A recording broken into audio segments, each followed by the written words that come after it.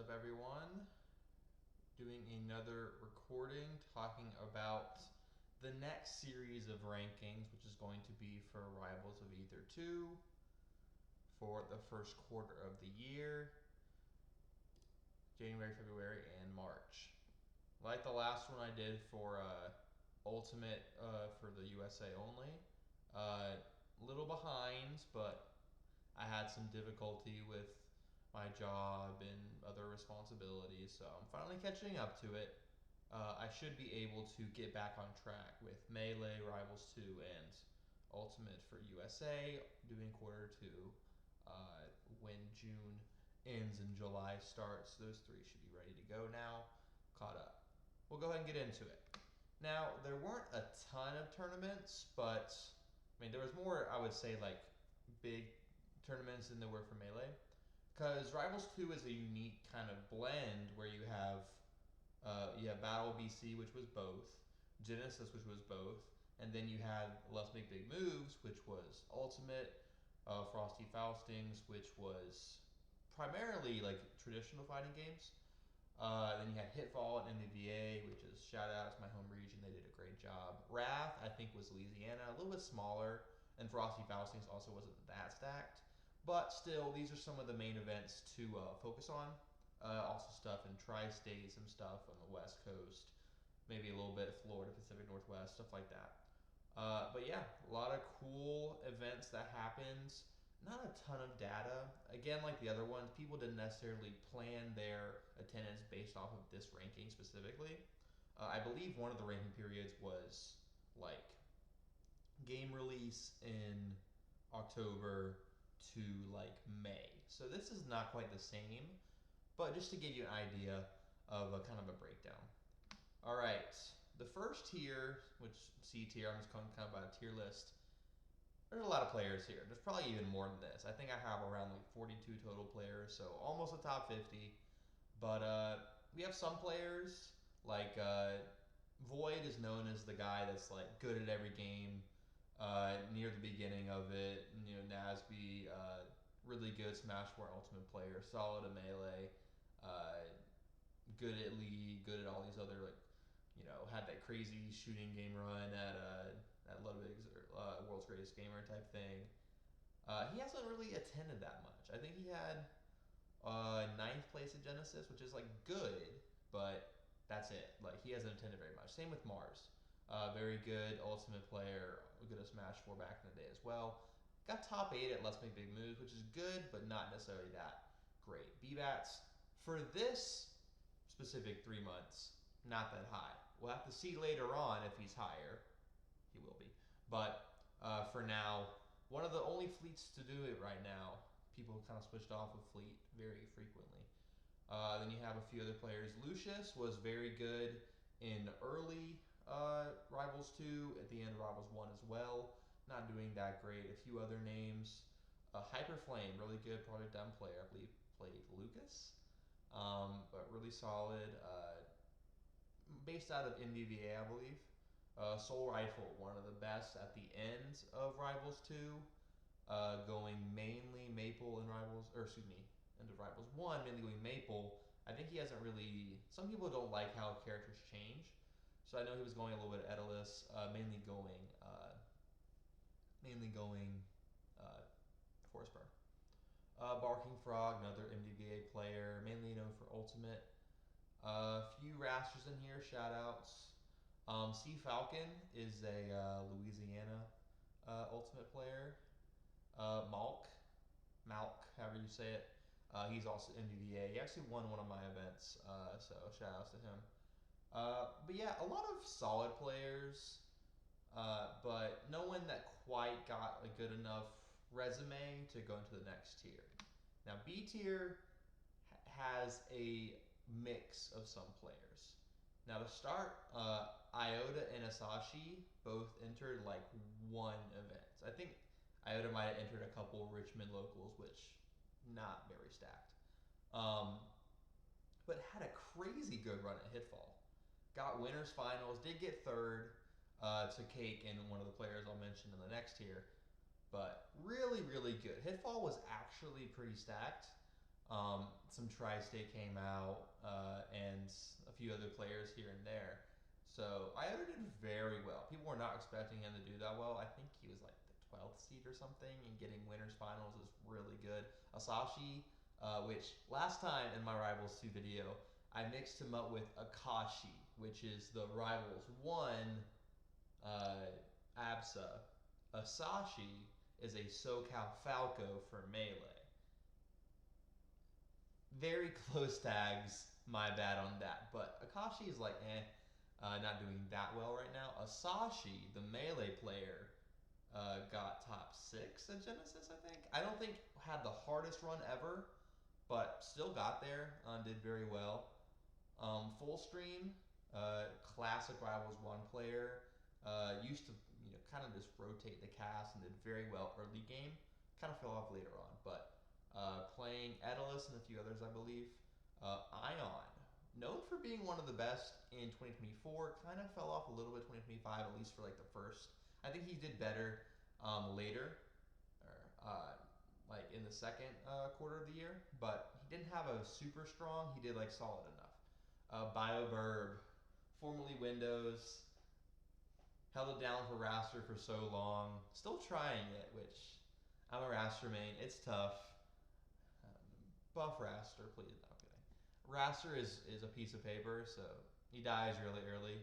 Shoutouts to BioVerb, keeping it going. I don't know if he still uses keyboard, or if they use keyboard, but still super cool to see them back up to this. Rizul, I believe this is the Australian player, or New Zealand, one of those two, came over for some events in North America.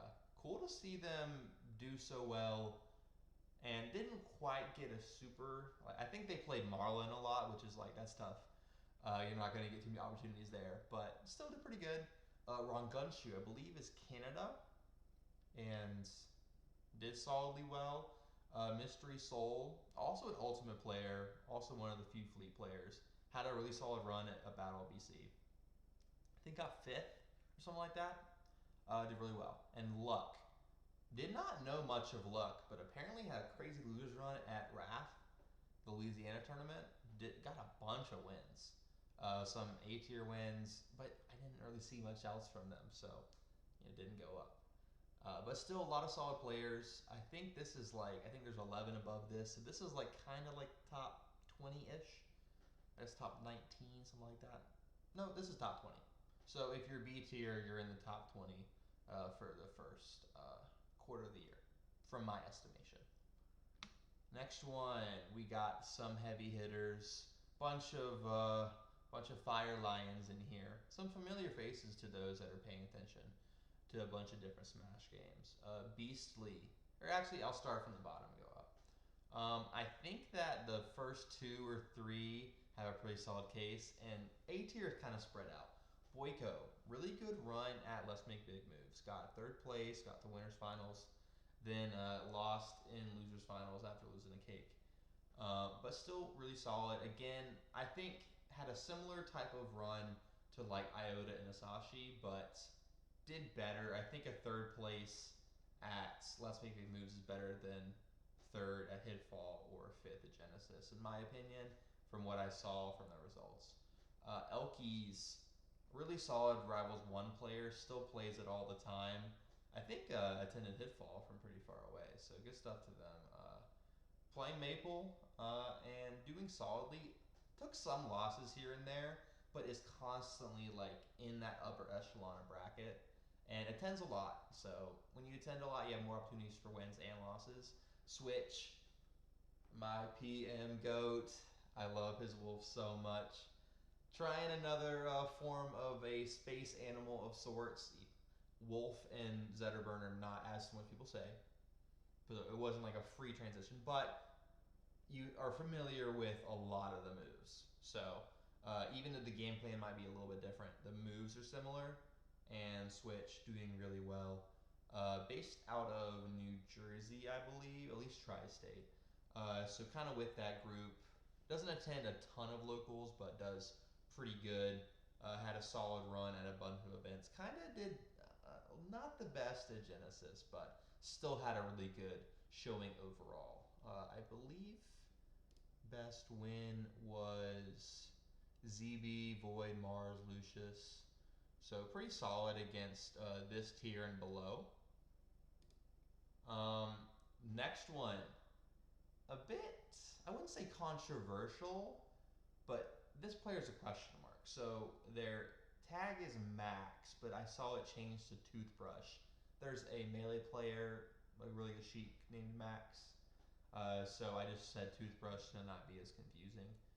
Um, I don't know what to make of this person.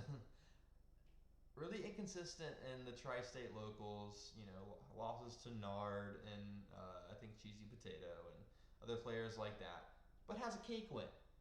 Has a cake assault win. Had a crazy, crazy losers run at Hitfall and reset the bracket against Cake Assault and Grants. One of the few people to beat Cake for this 3 months.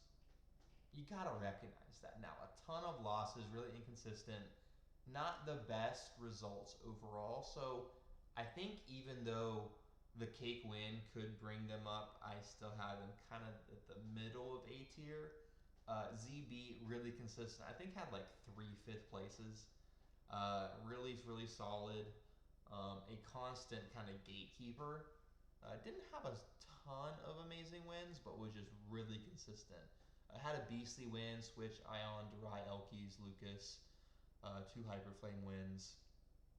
Very few bad losses. Had an average Alex loss at a local, which I don't think you should count locals too much, but I mean, so many of these losses, like lost to Marlin, Cake, Stango, and Spargo, and Switch. Like, that's 5 out of their 8 losses. Like, that's constantly getting into places to where you're playing against some of the best players in the world.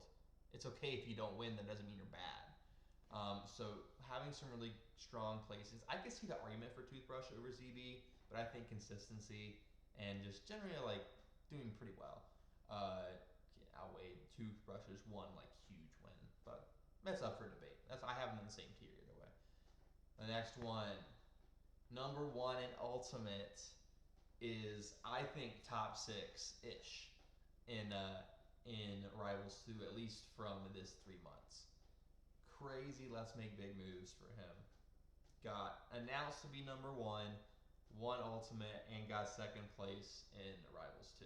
I think lost to Lucius in early winners bracket, or not early, I think like top 24 or something, top 32, something like that.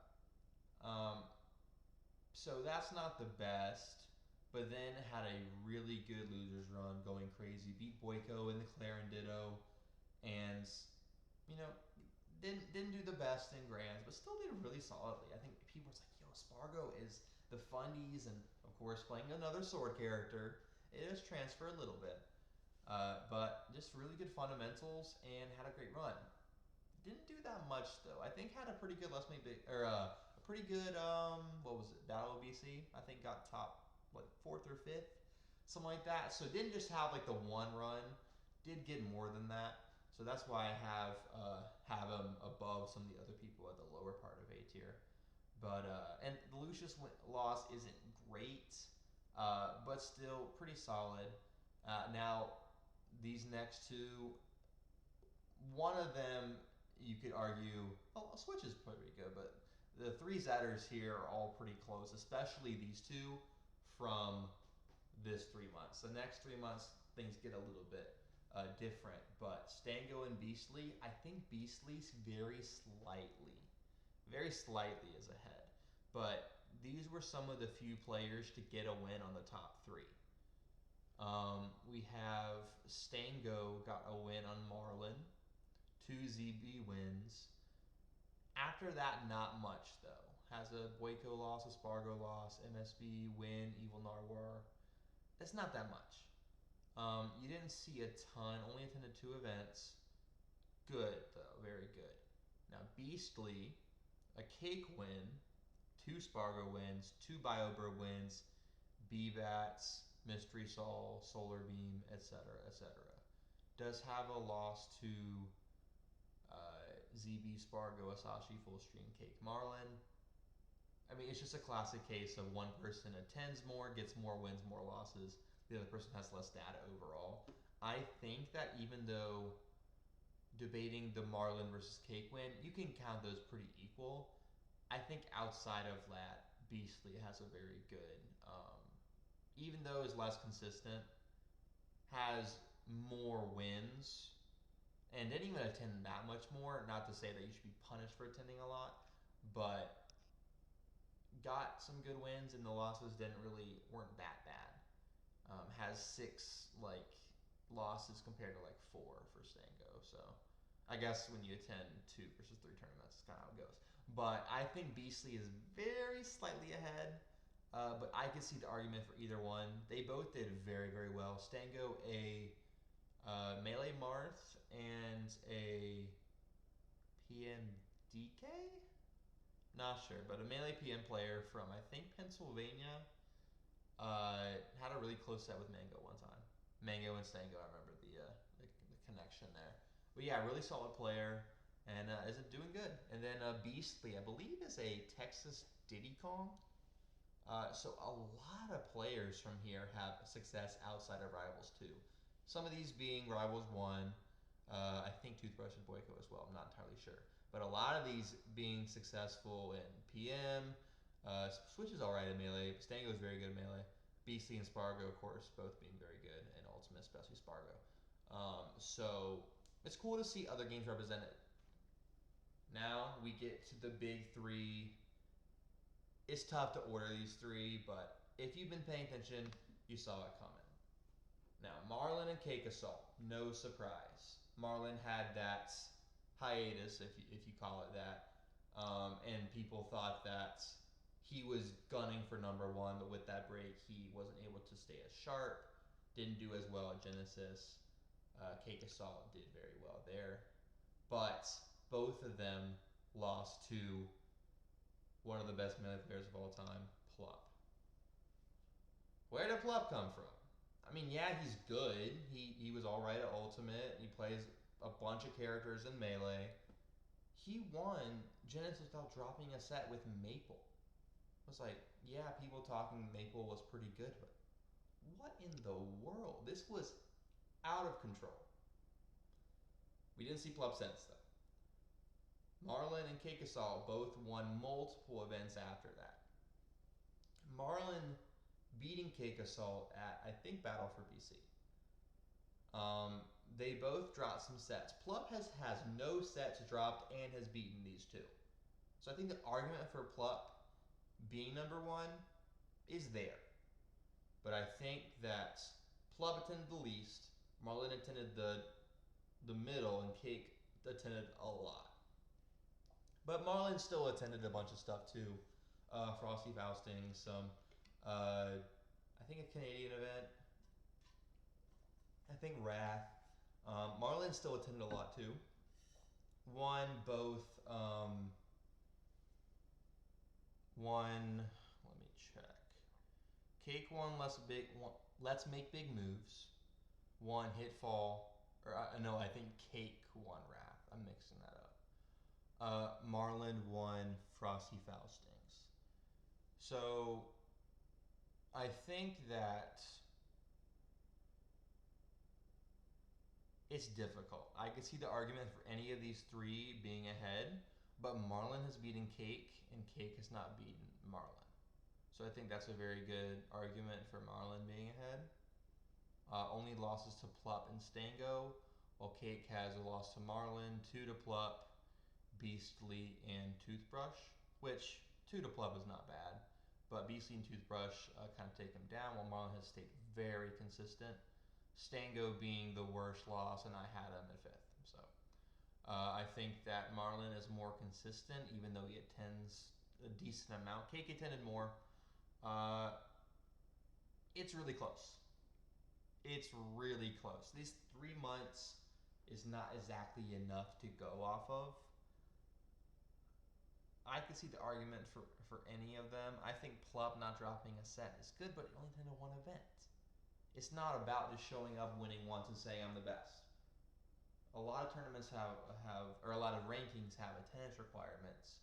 While I don't necessarily have that for a 3-month period, I think that if you only attend once, that's not going to help you as much as attending multiple times, winning multiple events. So I think that Marlin is slightly ahead.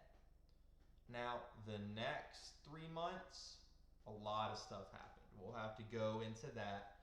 But huge props to these three players. Cake Assault, clearly by far the GOAT of Rivals 1. One of the most dominant players of any fighting game, esport, whatever you want to say. But Marlin ended very strong, brought out the Raster, and did very well.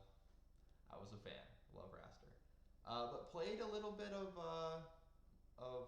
Orcane, which I think is a solid pick. People kind of slept on Orcane in Rivals One, which in my region we had Bicycle and Starbucks. Rivals One Invitational I hosted was Orcane Grand Finals. So I've seen the power of Orcane even in Rivals One, but playing a different character and still showing a lot of fundamentals. Good stuff to both of them. And Plup, I saw Plup sign up for the Evo Rivals 2 side event, which is very cool. That's going to be really exciting. I think that's going to be in Q3 technically because that's like July. But still, very cool. This current 3 months, April through June, is going to end pretty soon. We had stuff like Smash Camp, a few other events here and there. I'll have to double check. I think Combo Breaker had a pretty good one, stuff like that. But yeah, really cool to follow along with this. I didn't see a lot of local stuff. Like I knew about Hitfall because that was pretty close to me. I knew Cake was doing very well. I knew Marlin was back at it. And Plup, of course, had the crazy Genesis run. But going in depth with all of these, it's really cool to see. We see a lot of PM players, some Melee and Ultimate players, some Rivals 1 players. The character roster is interesting. A lot of Zetters, especially around here. A couple down here. Rano, classic. Chic-esque character. Claren, classic. Swordy character. Crag. Who doesn't love Crag a little bit? Don't like getting hit by Crag, but Crag is just kind of funny. A few Loxes down here. A couple Fleets still at it, despite the nerfs. Not much Orcanes. Iota, another MDVA Orcane. Got a couple Edaluses out here, which I could be wrong about some of these character data. I went based off of Smasher's app and what I saw from character data in the tournaments that they were at. So I could be wrong. I try to be as accurate as possible. But yeah. A couple Maples, a few Rasters here and there. Olympia was released somewhat recently, and Absa's coming out pretty soon as well. So we'll have to see how the characters kind of play out there. But yeah, it's a cool mix, and I really appreciated Rivals 1. I'm not as big on playing Rivals 2 currently, but you have to remember, like, Rivals 1 was really, really rough at the beginning. Not that it was that bad, but it became a lot more polished as the game went along. And I think that also it had like pixel, like 2D art, which is a lot easier to manage. Huge props to Rivals 2 in the 3D animation. I think it has a ton of potential. I think they could do some more casual stuff. I think like leaning into kind of like a PogChamps type thing, or like a Sajam Slam. I think there's a lot of potential for Rivals 2, especially without Nintendo kind of getting their hands in there. I think the lack of IP is a bit unfortunate and kind of a barrier of entry for a couple people that are a little bit fickle sometimes. But Rivals 2 is doing well. I mean, some of these entrant numbers are crazy. Less Big Moves had 253. Genesis had 512. That's crazy. Even Frosty Faustings had 3 figures, 100 something. I think like 180, something like that. And then 174 Battle for BC. Uh, I think like 60 or 70 at some other events like Hitfall. Um, it's hard to have a standalone Rivals events. Hitfall tries to do that, and props to them. I think that combining with other events like a Supernova, like a Battle of BC, LMBM, Genesis, Smash Camp, stuff like that, is going to make it more accessible because they're already in the building. If people want to enter multiple, like you have a Spargo, you have a Beastly, you have a Mystery Soul, you have a Plup, which he sometimes might only enter one. But you have people that play multiple games, so it's like, oh, it's more reason to go because you have multiple to choose from. But yeah, I think this is a good mix of players. I'm very curious to see because I haven't fully looked into all the details, so I'm gonna try and really go through months 4 through 6 of the year, which there's a few more weeks of it. So we'll have to see a few more events for anyone to be able to catch up. But yeah, it'll be good stuff. And I will make a Q2 video in less than a month. So thank you for watching.